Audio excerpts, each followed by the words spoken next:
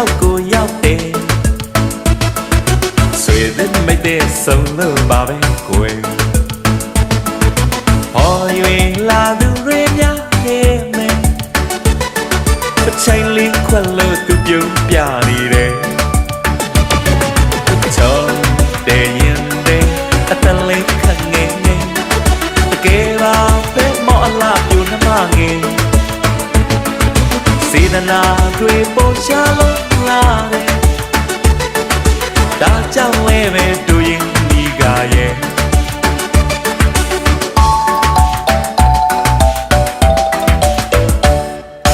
ကိုလည်းမင်းလို့ပါပဲရင်နေမယ်စကားလက်စားစုံစီလာတော့ွယ်အကျဉ်းနာတွေပေါ်ကတော့လို့